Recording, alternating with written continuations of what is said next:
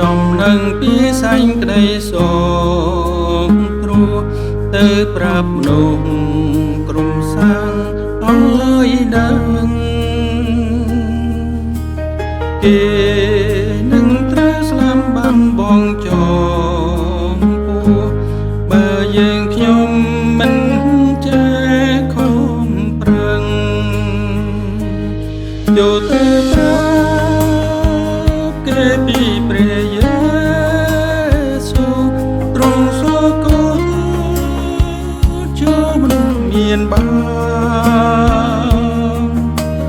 ចូលប្រាំគេថាទ្រង់រស់ឡើងវិញមកសោយរៀងរៀ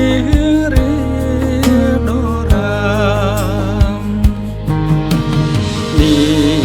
ព្រះបន្ទូលទ្រង់ប្រើរួចហើយនេះទ្រង់ផ្ដាំមកក្រោយមកចូលទៅប្រាប់ក្រុមត្រង់កុំខានឡើយទ្រង់សូគុណចូលនោះទាំងអស់ចូលទៅប្រាប់គេពីព្រះយេស៊ូវទ្រង់សូគុណចូលនោះមានបានចូលគេថាទ្រង់រស់ឡើងវិញមកសោយរៀងដរាមទ្រង់កំពុងទៅរើសម្រាប់រាជពីក្រុមសាសសម្រាប់ព្រះអង្គជួបផ្សាយដំណឹងចេញទៅពេញឲ្យបានតនគ្រាព្រះគុណផងចូលទៅប្រាប់ទេពីព្រះយេស៊ូវទ្រង់សគមជួបនោះមានបានចូល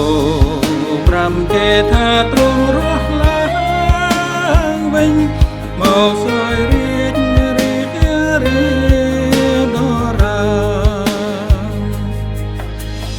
ចូលទៅប្រាប់មនុស្សមានបាបទាំងឡាយជាបន្ទោលដល់មនុស្សដែលសល់ឲ្យគេឮដំណឹងអសង្ស័យទើបព្រះអង្គនឹងយាងមកដល់ចូលទៅប្រាប់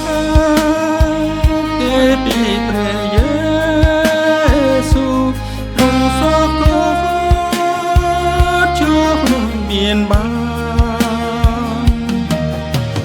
ចូលប្រាំគេថាទ្រង់រស់ឡើងវិញ